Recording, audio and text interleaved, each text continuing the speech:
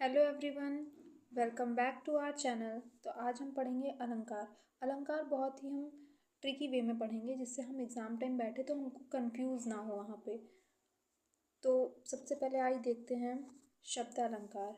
शब्द अलंकार के चार भेद होते हैं: अनुप्रास अलंकार, यमक अलंकार, श्लेष अलंकार और प्राकृतिक अलंकार। तो अनुप्रास अलंकार के भी पांच भेद होते हैं: छेकानुप्रास, वृत्यानुप्रास, लटानुप्रास, अत्यानुप्रास और श्रुतानुप्रास अलंकार। ये पूछे नहीं जाते हैं बट हमने देख लिया है। तो अब अर्थालंकार के भेद देखते हैं। तो पहला है अर्थालंकार में पहला है उत्प्रेक्षालंकार, उपमा अलंकार, रूपक अलंकार, अतोषिक्ति अलंकार, मानवीकरण अलंकार, विभवना अलंकार, भ्रांतिमान अलंकार, संदेह अलंकार और असंगति अलंकार। तो इसके बारे में सबसे पहले हम पढ़ेंगे। आइए देखते हैं हम अलंकार। अलंकार दो शब्दों से मिलकर बना है: अलम धनकार। अलम का अर्थ होता है आभूषण, सजावट, भूषण, अर्थात जो अलंकृत करे वह अलंकार है। और काव्य की शोभा बढ़ाने वाले तत्वों को भी अलंकार कहते हैं। अलंकार के दो भेद होते हैं जैसे कि हमने ऊपर देखा शब्दालंकार और अर्थालंकार। शब्द अलंकार जहाँ किसी कथन के विशिष्ट शब्द का प्रयोग के कारण चमत्कार अथवा सौंदर्य आ जाता है, वहाँ शब्द अलंकार होता है।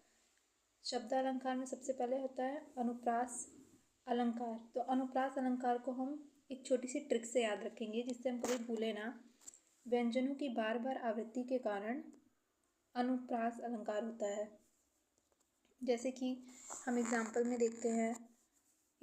देखते हैं छोटी है, गोटी है या छोटी अहिर की। तो इसमें जो टा वर्ण है ये बार बार आ रहा है, तो यहाँ पे अनुप्रास अलंकार हो जाएगा।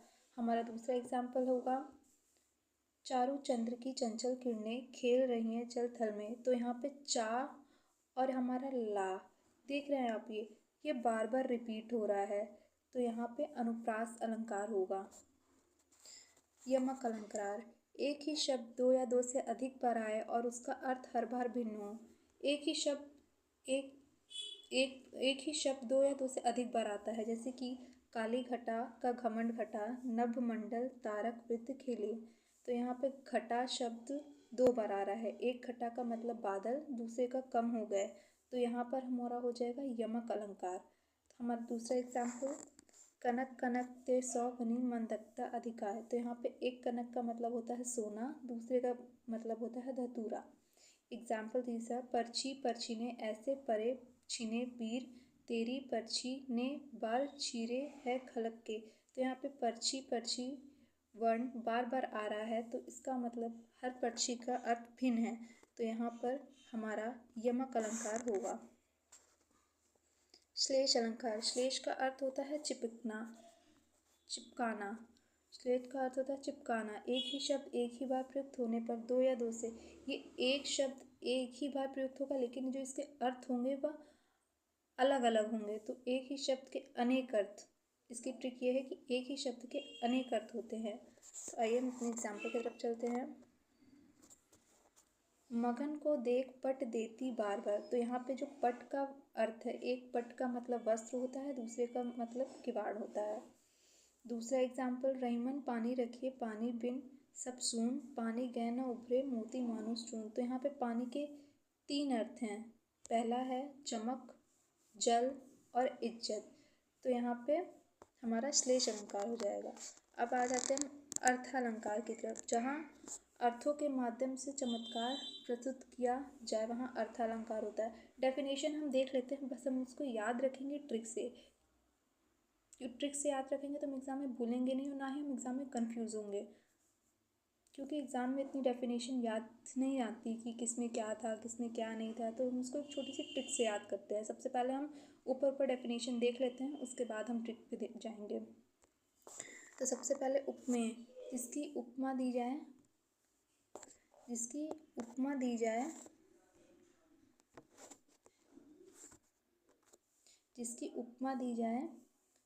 उपमा दी जाए उसे उपमान कहते हैं।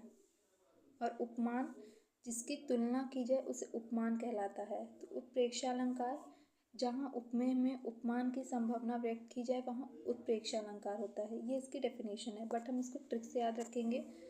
ट्रिक है, उत्प्रेक्षा अलंकार की ट्रिक है, जहाँ कहीं भी किसी भी अलंकार में मनहु, जनहु, मनहु, मानो, जानो, त्यो, जनहु, मनहु, मनहु, ज्यो, त्यो, यो आए, तो यहाँ पे उत्प्रेक्षा अलंकार होता है। एग्जाम्पल, सिर फट गया उसका मानो अरुण का रंग घड़ा, तो यहाँ पे जो मानो है ये आया है उत्प्रेक्षा अलंकार में, तो यहाँ पे उत्प्रेक्षा अलंकार होगा। दूसरा एग्जाम्पल, पद्मावती सब सखी बुलाई मनहु, देखिए यहाँ पे मनहु आया। फुलवारी सबे चली आई, तो यहाँ पे उत्प्रेक्षा अलंकार होगा।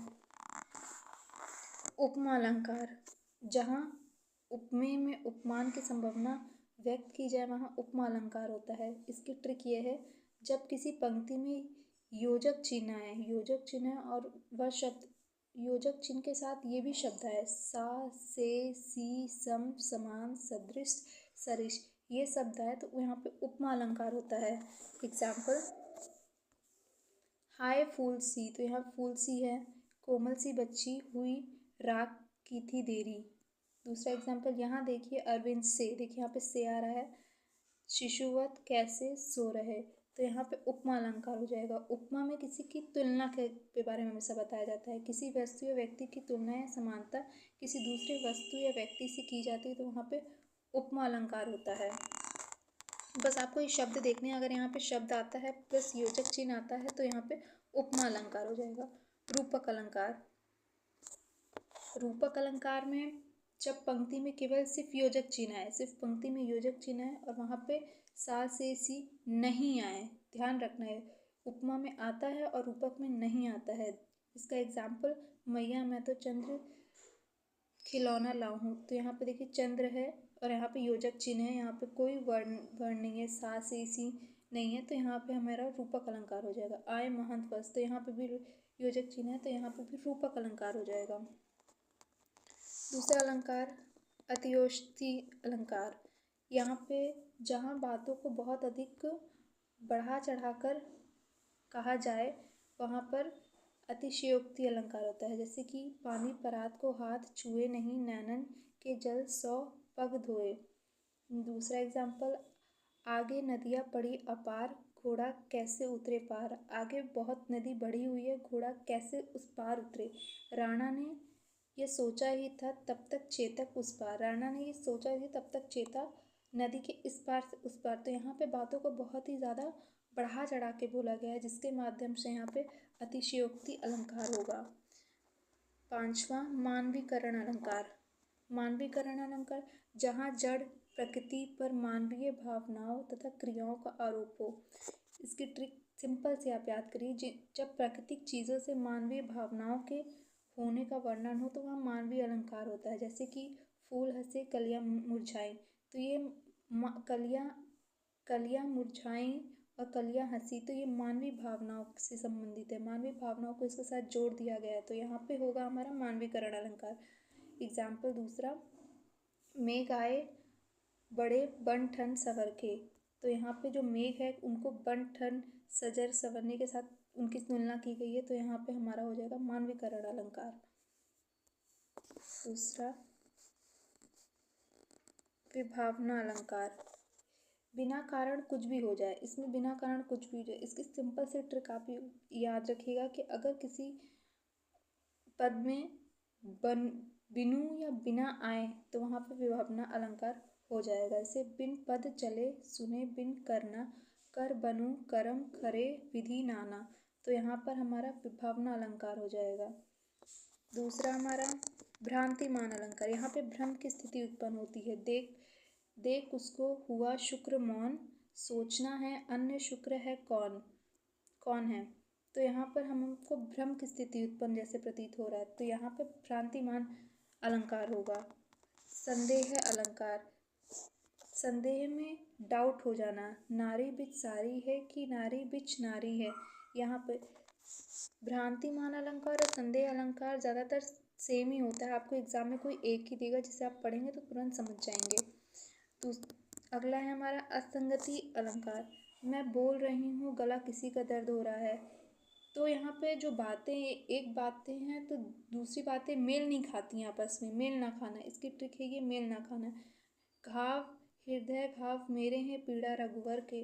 तो असंगति अलंकार में चीज़ें मेल नहीं खाती हैं तो वहाँ पर असंगति अलंकार हो जाता है। और हमारा लास्ट उसका छूट गया था, हमारा शब्द अलंकार का एक भेद छूट गया था, वकृति अलंकार। ये आजकल एग्जाम में बहुत इंपॉर्टेंट है। आज हर कॉम्पिटिटिव एग्जाम में ये अलंकार पूछा ही जा रहा है। तो वक्र का मतलब टेढ़ा और उक्ति का मतलब कथन। कौ तुम हो इत आए, कहाँ घनश्याम हो वो कितहु बरसे। तो इस वियोक्ति अलंकार में अगर जहाँ किसी बात पर वक्ता और श्रोता की किसी उक्ति के संबंध में अर्थ की कल्पना में भिन्नता का आभास तो वहाँ वियोक्ति अलंकार। जैसे कि यहाँ पे अगर वक्ता है और श्रोता है, इनकी जो कल्पना है उसमें भिन्नता का अगर अभाव होता है तो वहाँ पर विकृतिक अलंकार होता है। हमारा अलंकार कंप्लीट हो गया है। ऐसे ही ट्रिकी तरीके से पढ़ने के लिए लाइक करें और अगर चैनल पे नए हैं तो प्लीज़ चैनल को सब्सक्राइब करें। Thank you.